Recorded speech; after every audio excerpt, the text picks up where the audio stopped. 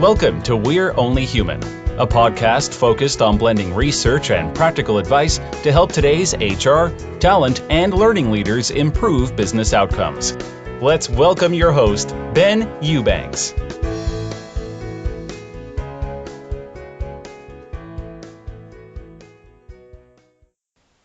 Hello everybody, welcome to We're Only Human. This is Ben Eubanks and I'm so thrilled to have you here. I have a question for you. Does your business hire seasonally, or do you have some busy times of the year when you're trying to recruit and fill specific slots? Well, in the US, nothing is more seasonal than taxes, and H&R Block is one of the biggest names on the block. Oh, ouch, pun. Anyway, this conversation is a fun one. Despite my terrible attempt at a joke, I'm speaking with Kristi Jones. She's a longtime friend, and she is an incredibly sharp recruiting leader that talks to us about how she builds amazing hiring manager relationships with her team, what it takes to manage recruiters versus just working as a recruiter, a fun conversation there on leading, and why this firm that people see as a stuffy tax company, in her words, is actually doing some amazingly innovative work in workforce planning, hiring forecasting, and more. I really hope you enjoy the session, and if you do, be sure to ping Kristi Jones on LinkedIn or Twitter and let her know. I know she'll appreciate it. Before we get to the conversation with Kristi, a real quick announcement from this episode's sponsor. This episode is sponsored by WorkHuman.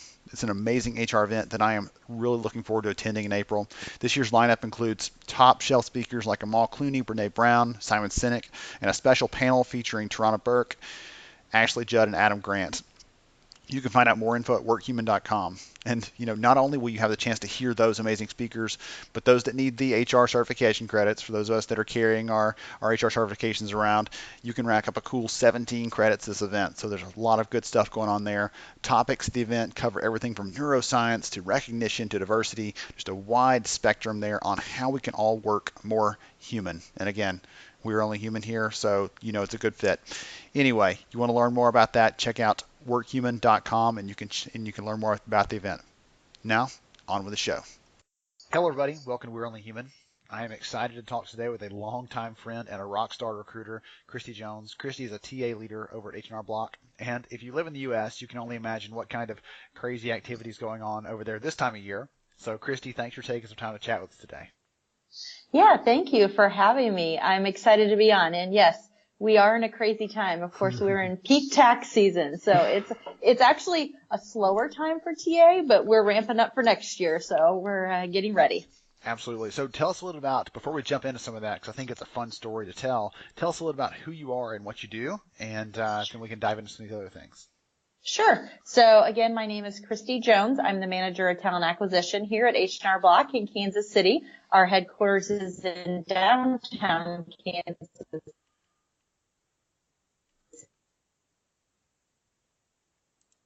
I started out as a consultant, went as a seasonal associate, and then went full-time. So I've kind of been in several different positions, but always in TA. I started in a senior recruiter role, went to an associate manager role, then went to a manager role. So I've worked my way up in the organization, but again, always in TA. My overall responsibilities, they've changed over the years, but I will tell you it kind of encompasses a lot of different areas, from a lot of program management to, leading a couple HR specialists right now that support all of our senior recruiters from a corporate hiring responsibility. I oversee most recently some strategy and kind of recruiting strategy for our Block Advisors brand and our franchisees, and we're kind of doing a lot more and diving deep into that. Experienced tax pro recruiting strategy. I do a lot with our assessments here, any kind of social media post, our interview process for the hiring managers. We do all the training. I develop a lot of those guides. Also just our recruiting and intern strategy. I have the college recruiting program, onboarding strategy, referral strategy. So there's a lot in my bucket of work. But then we're also, again, my team is supporting the recruiters from the standpoint of all the hiring, all the onboarding, getting everyone through our process. And again, just any kind of process improvement and updates. So yeah, there's quite a bit. My scope of my job is pretty broad across the TA team. So I dabble in a lot for the team, and lots of training for the team as well. So excellent. Well, one of the things that popped in my head when I reached out to you originally was the idea that this is not something, in September, people aren't getting their taxes done. This is a specific time of the year that basically the company is turned on. I don't want to say like a flip of a switch because there are always things Yep. to be done, but it's almost like that where there's a specific season where you're busy and then the rest of the year is not so much. And so I'm curious, will you talk about that aspect of the business, what it looks like kind of behind the scenes? Because I think people will be kind of curious to hear how that works. Yeah, so I think it's funny because when people think about Block in general, they think, oh, we're this stuffy tax company, we're a financial company. We're actually, I think it's still the same ranking. We are the 7th largest retailer in the U.S. So we're a retail organization. We actually have year-round business 365 days a year. I will tell you, I've seen that shift over the years. I would say we were very much more seasonal, what you talked about early on in my career. And now we're kind of always 1 year ahead and working year round. So there's really no downtime at Block, like most people would expect, because they're like, well, in tax season, it slows down. Honestly, we ramp up. Our fiscal year starts in May every year. We ramp up all of our hiring in May to December, January, even part of February. And then by then, now we're already starting our strategy for next year. We're changing systems. We're doing any upgrading we have. We're looking at all of our project timelines. So there's really no time to kind of stop and take that break. We are always on the go. Even though our volume from a hiring standpoint slows down quite a bit, we're on to next year. So we only truly have 2 to 3 months to plan to get ready for next tax season. So it is a very quick turnaround. And like I said, with all the blackout periods with systems and stuff we do here, it's like we have a very short window to turn everything around or make any updates. So it's quite a business to be in, I will tell you. And what's fascinating about Block is really you have one shot to do it right every time, because you don't have do-overs like a lot of teams that were like, oh, we'll just hire again in a few months. No, we hire one time. It's done. We have tax season and then we start over again. So that's what makes us very unique, I think, is that there's really that one chance to do it right. And then we have to regroup our strategy for 3 months and think about what do we do different? What changes do we make, and launch it all over again? And hopefully we do it better the next time. What kind of volume are you looking at? You know, from a field seasonal hiring, I would say we're right around, I think the number they still quote on our website is probably around 80,000 tax office associates. From corporate, I will tell you, from corporate regular positions, we anywhere from 400 to 500 every year. And then we have corporate seasonal positions, where really seasonal positions housed here at our corporate office in Kansas City. And then we have some remote workers in remote locations. And that could run anywhere from 1,500. I've seen it all the way up to 3,000. So it's kind of crazy. And that number from corporate seasonal and corporate regular is really what our teams focus on. Like I said, I assist with the strategy from experienced tax pros and some other brands from Block, but our focus is really that 2,000 to 3,000 to 3,500. That's the pocket of work that our kind of small and mighty team of recruiters does in probably a 6 to 8 month window. So it's huge volume in a short time. Wow. So talk a little about that volume in a short amount of time. That's a high pressure environment, really challenging. Yep. for the people in the seats having to do this recruiting. Talk about how you keep your team motivated as a leader, because I know in the past where I was doing a lot of that recruiting, not high volume like that, but the really stressful times, it was challenging sometimes. I mean, it just becomes a chore almost. So talk about how you keep them motivated, how you keep them sharp for those times. Yep. And you're right. It is very stressful, because what we do with our high volume, we call them classes. So you need to, as a recruiter, you have so many classes for like our call centers that you would be filling. And it is very stressful, because some of them are every other week. You have to fill 30, 40 every other week in a row. And it's very stressful. And what we have done, and really when I was leading this group, and now I have an associate manager that leads this team, but previously when I led this group, what we do, and we still continue to do, is really you have to connect with them every day. We do a lot of sharing of workload. Is there someone that can help you source? Is there, because burnout happens very quick, and we see it year after year. We've had some of the same people in the same role filling these high volume seasonal positions year after year. And it's tough. Like you said, it is like burnout. It's stressful. You're under deadlines. If you don't meet your deadlines, then we don't have enough agents to answer the calls for our clients. So there's a lot of pressure from the business as well to fill these. So what we do is a lot of, where do you need help? There's a lot of asking for support from a team. Our team is great about everyone jumping in, but then we're also doing a lot of touch base. We do some morning sessions where you go over, and we have WIG sessions where we have this wildly important goal that we do every year on sourcing and pipelining candidates. And we see where you're at. We actually use our whiteboards and write progress every day. We go over and celebrate our successes. And I think that's important. If you lose track of, you're so focused on, I'm going to continue to push these recruiters to fill these classes without any recognition, I've seen a fail there. You've got to recognize, you've got to reward, you've got to offer up assistance and help because they can't do it alone.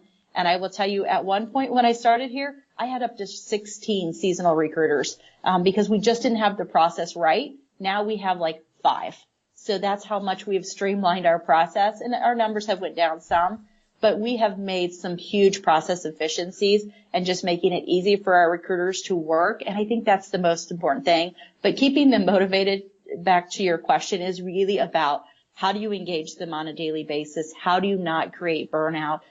Have them take breaks. Do they need to take some time away from the desk? Do they need to take time off? How can they split the work evenly between other team members? And then what kind of training and support can we offer them?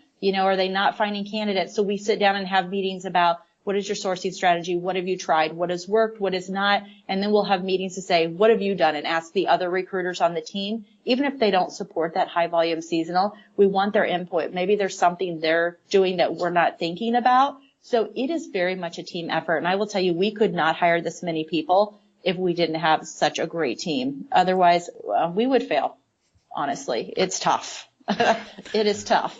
Well, one of the things earlier you mentioned is you had moved up the ranks. You've done the basic recruiting, you moved up to the senior level, and now you're actually managing a team of these superstar recruiters, it sounds like. And The thing that got me was, I think a lot of people would be curious to know what it takes. I think we heard some of those points just now about that transition from recruiting to managing. You have to understand the motivations. You have to understand how to recognize and reward them appropriately. Are there any other skills that you would say are essential if you're going to go from that contributing role as a recruiter and being great at that to being a great leader of recruiters? Yeah. And I have learned this the hard way, is that every time someone comes to me, a recruiter comes to me and asks me a question, I give them the answer. And I have learned that is not the right thing to do. They will never learn. And I will tell you, I'm still learning that to this day, because it's always easier for a leader to give you the answer because it's much easier and it's much quicker. But I'm finding the team doesn't learn anything and they always come back to you. And so that has been my hardest kind of separation, because I will tell you, since I have been here the longest, tenure from a TA perspective from the entire team, we have some people that came in right after me. But because of that, the knowledge I have, everyone comes to me for every question. And now I've learned, though, it's like, Kristi, you cannot give them the answer every time or they will never learn. So I have to kind of teach them to go out and look for themselves, look for the answer. And I challenge them to say, what do you think we should do? I start asking and flipping it around and asking more questions, because I don't think we do that as enough as leaders. I think it's easier for us because we're all in such stressful kind of rush, get our work done atmosphere, that I think it's so easy to give people the answers they're looking for versus making them think through it. What would you do differently? What kind of strategy have you used, instead of giving answers? And I will tell you, that is the biggest lesson learned over this time, because it's hard for me not to just say, oh yeah, go source on this platform, or you know what, this works, or go use this site here in Kansas City, or go network with this group of people, because I know it, but they're not learning anything from that. And so that probably is my biggest takeaway from just transitioning, is don't give them the answers every time. It's like, be a leader, be there to support, but always turn it back on them to ask, what can they do? What have they thought of? And kind of work through that process with them. Because I truly struggle with that still.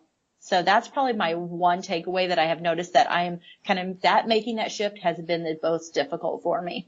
Very interesting. That brought to mind one of my favorite quotes from one of the books that I love and I always recommend. CEO Chris Van Gorder says, Command and control is quick, but it's painful and it's often forgotten, whereas collaboration is slower, but it's sticky. When you collaborate, you really engage their brain, engage their creativity, it's going to be slower, it's going to take more time, but it's also going to stick with them and stay with them longer. So I think that's a good example of how that plays out in real life for sure. Yeah, it's so crazy. And who would have thought that you don't need to give them all the answers as a leader? Because most people think that's the right decision. It's like, just give them the answers they need and they can move on with their day. But we truly find our team doesn't learn what they need to because they're not out there. And even if it's as simple as finding something on our internal site, it's like, make them go look, make them think about it and walk through the process, because I did not learn here by not asking questions. And I think that's the thing. I walked into this organization not done any high volume recruiting. And it was scary, and it can be scary. And I think we have a few new recruiters this year that are in their first season, and they're kind of seeing that. They're like, oh my gosh, what do I do? How do I meet this class deadline? What if I don't? And I'm like, there's no option of don't here. It's like, we have to figure out, how do we meet each class? Because our business relies on it. So yeah, it's an interesting shift, and it's been a hard one for me, I will tell you, because it's, again, too easy to give them the answer. Yeah, absolutely. We talked about one of the things that kind of intrigues me is the idea of filling a class, again, because I've never done that type of recruiting where I have to have a set of people ready to go on a certain date. It's usually more of a drips and drabs. And so you do a ton of staffing plans, workforce planning, really trying to prepare for the year. And again, most recruiters, probably like me, reactive, or if we're going to be positive, I guess we could say they're just-in-time recruiters, right? But Yep. I don't know if that's because the business is oriented that way for them, or if it's just because they have the luxury of that, but you don't have that flexibility. You said it earlier, you have one shot to get this right. Mm-hmm. Talk about that sort of process of planning ahead, and I think other recruiters, other employers can learn something from that example. So share a little about how you do that. Sure. So it's interesting. So I'll kind of back up and kind of start the process where we are now. So our classes, I think we have a class of like 60 starting tomorrow. That's kind of our last what we call big class for the week. So what happens is now we go into after action reviews at the end of April. So what we'll do first is, this is how we set up the season. We do after action reviews with our client groups. We give them tons of data and metrics from the year, from what did our funnel look like through the year, to what do your survey results say from the new associates onboarding within your team. So we give them tons of metrics and data. So that's another big piece of my job, is kind of keeping track of metrics and scorecard, and what do we do from a TA, how are things looking. So each recruiter has these client groups. Maybe it will be a call center. So if they have the call center, they will meet with that team in pretty much April, May timeframe, because what I will tell you at Block, generally from a corporate standpoint, a lot of our seasonals return in the summer, and then we peak for our new hire classes pretty much September to January-ish timeframe. So it gives us a little time to kind of debrief what worked, what didn't work, and we go through all these slides with our client groups, and each recruiter does this with each of their client groups. So it's very thought out, and we're actually going through this process now where they're going through their slides. So then after we meet what worked, what didn't work, then we go back and look at our strategy. Our workforce planning team, we actually have that sits in our call center area. They work with the call centers. They start developing their plans to get numbers. We start gauging, are your numbers going to be higher or lower from last year? Will there be any additional jobs? Are we outsourcing? We start looking at all of that right now in the next few months. And I will tell you, the only thing about our business, because our fiscal year is in May, you kind of have to wait to see what happens with the business. How did we do? How well did we do? To find out what kind of budget dollars. So there's an entirely a big process that goes on kind of that May, June, July timeframe. By then, our recruiters, though, what we start doing is pipelining and front loading. So we think about, what positions do we know we're going to have these certain call center positions every year. Start pipelining. And like I said, WIG, wildly important goal. If you're just going to pipeline, how many do you need every week? So we start getting our team prepared, because if you don't go into this and start front loading, I'm going to tell you, it's hard to be successful, because our positions aren't one, to your point. It's like, you can't just do this on the fly. We're actually training our recruiters, and we're going through, CEB has been a great resource for us. They actually have a whole platform of talent advisors and some training for your team, your recruiters to be talent advisors. And that's what we call our team. I mean, they are recruiters, but we're really we are talent advisors. We are not order takers. We are not just reactive to recs that open. So think about the talent advisor approach. And that's why we do our client group readouts. We give them lots of feedback and metrics. And I started that several years ago. And I will tell you, the clients were blown away that someone sat down and went through their business with them and showed them kind of funnels and pipelines and, how many phone screens does it take to get to an interview, to get to a hire. I don't think we share enough data within TA throughout the organization to see what we really do. Because I think, going back to what you said earlier, it's like, I think even the business thinks, oh, recruiting, they'll just fill our positions. It comes open, but we don't want to be reactive. So this is kind of the process we take of, okay, let's do that after action review. Let's give them lots of data. Let's get feedback back. What changes do we need to make? What worked? Then we go into, okay, now what strategies? Let's start pipelining for the positions. Then we get the workforce planning numbers, and they work with us on numbers and class dates. So then we say, when are your classes? Typically we love to get those earlier in June, July timeframe. Sometimes it's a little later due to the business, but we know that if we don't have numbers pretty much by July, it's hard for us, even October, November, December. We've got to back that. We've got to back into that, because it's going to take us a good 6 weeks to get hundreds of people in the door, because we have a process to follow. I mean, we have background checks like most companies probably do. We need to get system access. We need to get them in for paperwork. So there's a whole lot of things that have to happen within a short period of time. So for us, it is about looking at your plan, backing into that, looking at your numbers. What do you need? How many? And then we have our recruiters map out weekly, what do you need from a scorecard perspective in your funnel? Like, how many phone screens are you going to need to get interviews? And what does that equate to hires? So we have them map out on a spreadsheet what that looks like weekly in order to meet their targets. Because I truly feel if someone just tells you, hire 50 people by December 1st, if you don't back into that target like we do, I don't know how you would possibly even fill that. So we're looking week by week. Are you meeting your number? Oh, I didn't get enough phone screens. Oh, I need to add 10 more tomorrow to meet my numbers. So we are really mapping it out day by day, week by week, right before peak, after we get all of our numbers, to get our recruiters ready. And also during that time, we give them any training, any additional resources. We bring in any partners we have from a training perspective, as far as the social sites or any kind of job boards to come in and do training. So we are really during that time ramping them up to be very successful. But it is a kind of oiled machine, laid out plan of how you will get there to be successful, because we can't just open recs and think we can fill them without thinking about that pipeline and that front end and filling that funnel, and how do you fill the funnel. So that's the most important piece to our practice. Absolutely. One of the things you said in there was really kind of intrigued me a little bit, and I wonder if you could dig a little deeper. You said we don't share enough data within TA for the org to really understand what we do and just understand, I think, how that works. Yep. I actually had a manager in the past that he specifically said, hey, we need another one of these people. I'm gonna go put $1 in and get one out of the vending machine. Basically, was the kind of the phrasing that he used, and I wanted to either cry or punch him in the nose, because he didn't understand that this was the hardest position we had to fill. It took weeks of lead time to find the right person, and it was hugely time consuming to try to find these people. And in his mind, he's like, oh, I decided I need one today, and next week they'll be ready to go. And it wasn't like that at all. And so that might not be necessarily the thing you could touch on, but that was my own vent. Share a little bit about, we don't share enough data with the organization for them to kind of get what we do, or even to understand the activities going on within TA, because I think that's a common problem as well. Yep. And before I touch on that, I will tell you the one thing that we have done that I put in place a few years ago, which really has changed our model, is we have an SLA document that shows, here's how many people we can fill. If you give us numbers by this date, 6 weeks later or 8 weeks later, we can fill it. If you give us numbers at 4 weeks before your hire date, here's how we can fill it. I will tell you, just by giving that document to all of our hiring managers and sharing what our SLAs are, especially when you have classes. Yes, there's going to be occasionally where they spring one on you, but we don't get big classes just sprung on us, because we're like, here's our SLA.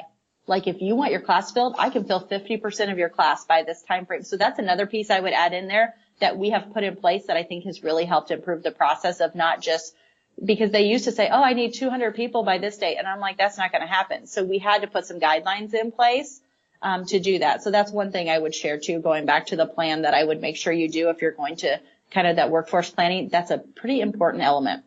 But shifting back to metrics. So, from a metric standpoint, it's funny because we survey all of our new hires, from our seasonal to our regular. We survey them at 30 days, we survey them at 90 days. What I was finding is we were sharing that with our recruiters and getting some great feedback. And we also survey our hiring managers to see how our process was. But we weren't sharing that data with our client groups. And we asked our associates when they fill out the survey, just department wise, where did they work? And so I started a few years ago thinking, why are we not sharing any of this? Because we can't make any improvements and we can't engage with our new associates any different if we're not sharing this data. Like TA can make changes from a recruiting standpoint, but how do we do that within the business, from training to tools they need to the access they didn't have? There are so many other things that was missing. And so that kind of started the conversation. And then we started looking at, I think our hiring managers don't really even understand how much volume we actually have to do or find from a funnel perspective in order to fill a class of 60 people. And I will tell you, when I brought this data a few years ago to one of our VPs, she sat down and she said, I have never seen information like this before. She goes, this is the best thing. I mean, you would have thought it was Christmas to them. It's amazing how much just a little bit of metrics that you could share with your leaders. And also what that did for us, and I would say that was a turning point for me in my career and for TA, it gained a lot of respect. And I will tell you, to this day, a lot of people come to me as kind of that leader, talent advisor, and say, Kristi, we'd like your thoughts on this. And I get a lot of people that just ping me now because now they understand, like, okay, we get the strategy that is behind all of this. We understand why you have all these metrics. Now we have a better understanding of what you need to do and how we can support TA from that model. And they didn't understand that before because we weren't sharing anything. I think you can share, I think a lot of people are like, oh, here's how many phone screens we had. But when you lay it out in a physical funnel and show them every step of the way, where we lose candidates, where we've had gaps, where maybe we didn't have interview days scheduled. And that's another important piece that I shared with them. We actually lock down and make hiring managers commit to interview days every week. So in order for us to fill our funnel, we're like, you're going to have someone to interview Tuesday, Wednesday, Thursday between these times. So have them prepared. So then we know we can just fill in the slots and they will have somebody ready to interview. So we really streamlined the process then with their support, because now they're well aware of how many interviews it takes. But I think until you sit down and start showing them those metrics behind the scenes, and even from an assessment standpoint, some of our positions have assessments attached, and it's just a data point. It's not a pass or fail for us. It's just another data point in the hiring process. But what that has shown them too is how to use that data. And we've never done that before. How do you train managers on reading that report versus we used to in the past use it as a pass or fail, and we kind of changed that now. It's like, let's use it as more of a data point, because what I'm doing in the last year or two, now we've started, and this year's probably going to be our first year we'll see results, is now we're starting to match up kind of that performance data with our assessment data on when we hired the person, how well did they perform, what competencies are essential possibly for this position. So now we're really diving a little bit deeper into those metrics. And that, again, is not something we've ever shared with our hiring managers. So I find myself every year we're getting better and better about what can we share, what's important to them. Because I think what we found is hiring managers don't see the value if you don't give them the data. And so by giving them data on assessments or funnel or, just after action review data, survey data, I found that you're much more credible in the organization. And I will tell you, I think they really respect TA and the work that's done just because of what we can show them, what we've done behind the scenes. If I had to point to one of the most common issues or requests or questions, or whatever else that I see from people that are working as recruiters, it is that relationship with the hiring manager. That is always a common friction point. And I think part of it is because the hiring manager thinks, hey, the recruiter doesn't really know what they're doing, or the recruiter thinks the hiring manager really doesn't know what they're doing, and there's this black hole where they just can't seem to cross it and understand what the other party is really up to. And by giving that data to them, you're laying it out there saying, hey, I'm not showing off. I'm just telling you what's going on so you understand this.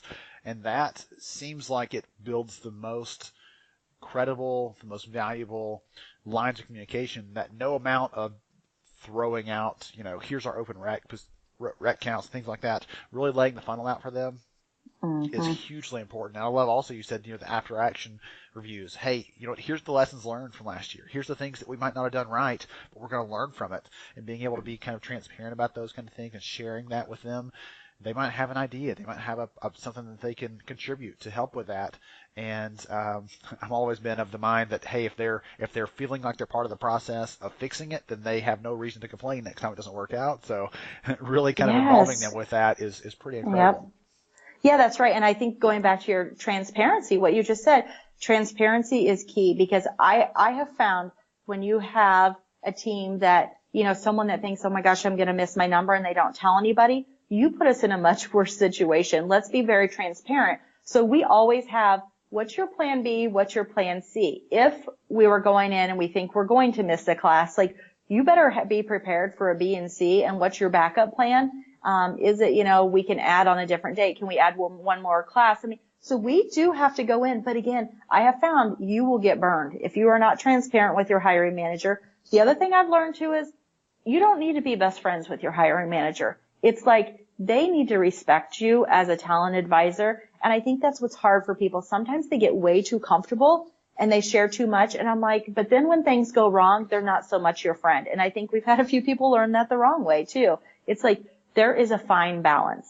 You have to balance kind of what is that relationship, but it has to be about trust. They have to have confidence in you, and you have to be transparent with them, or else you will fail. And again, I've seen some of those failures in my career here, and it's hard. And it's hard to get that respect and earn their respect back. And then it's hard for them to trust that you can even fill a class. And that is the toughest thing to get past. It's hard. So. Goodness.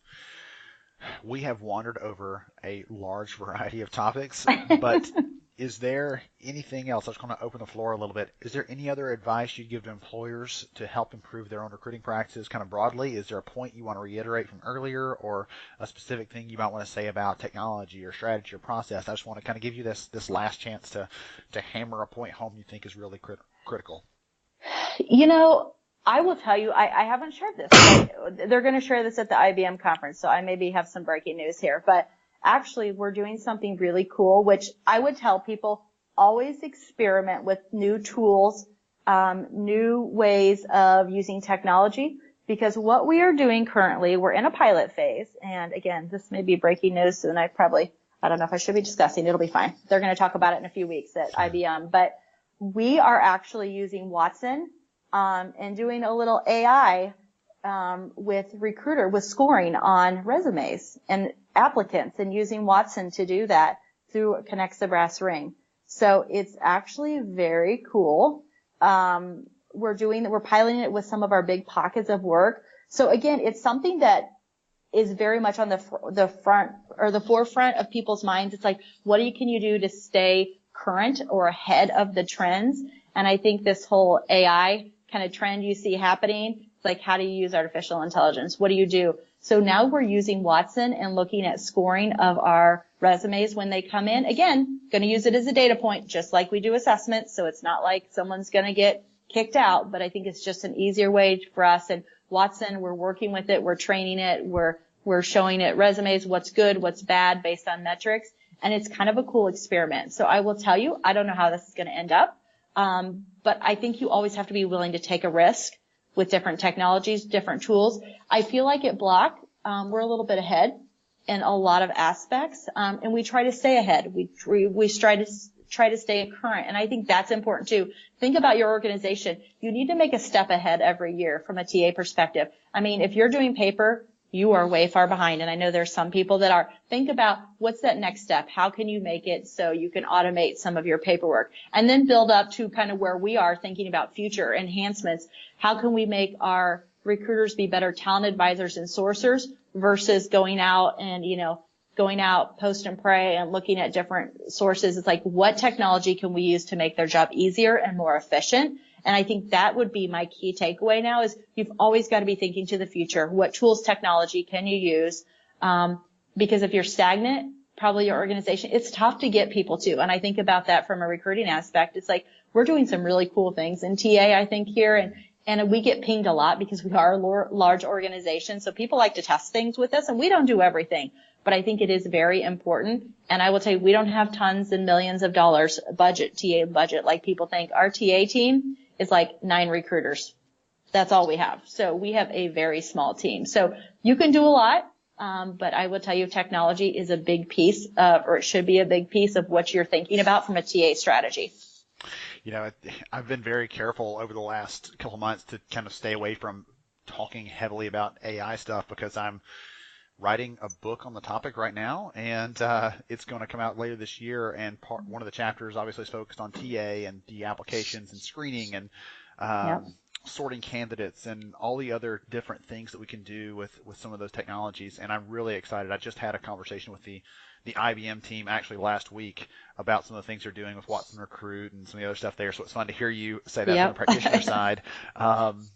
It's neat to hear that from someone that's kind of exploring and trying to understand the value that can bring. And I love that you clarified, hey, this isn't going to make the decisions for us so we can, kick our feet up on the desk and just and relax. This is another data point. We're going to see, hey, you know what, how predictive is it? Does it really predict if someone's a great candidate or not? Just like the standard assessment that you've been using for a period of time. You're going to try to understand that as well. And I love that it just becomes one more piece of information to try to find the right people at the right time for the right position. That's exactly right. So yeah, I would say that's probably a big one. I think it's kind of exciting because not a lot of people are doing it yet, but I think, a lot of people aren't bought into it either. So it's a matter of, we're just going to see what our learnings are this year, and then we'll take it from there. So excellent.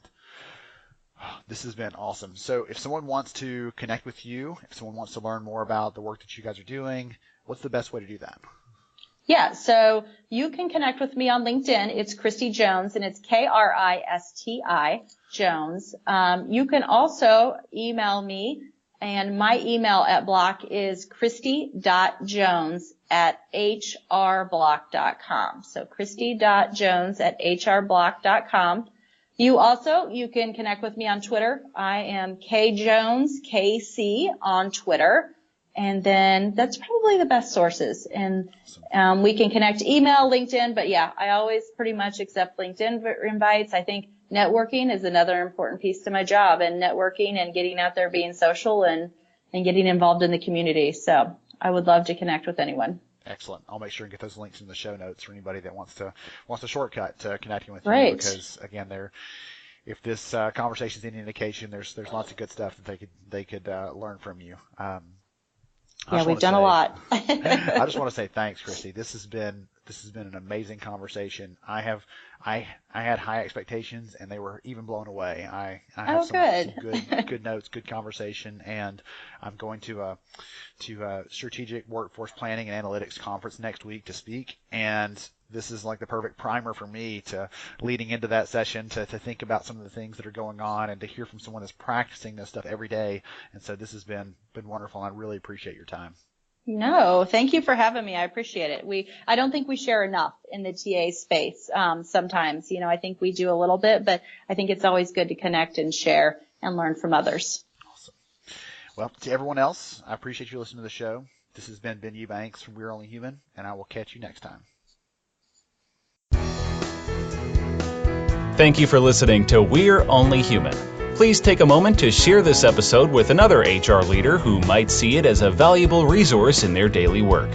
For more information about the podcast and to see all our show archives, please visit upstarthr.com.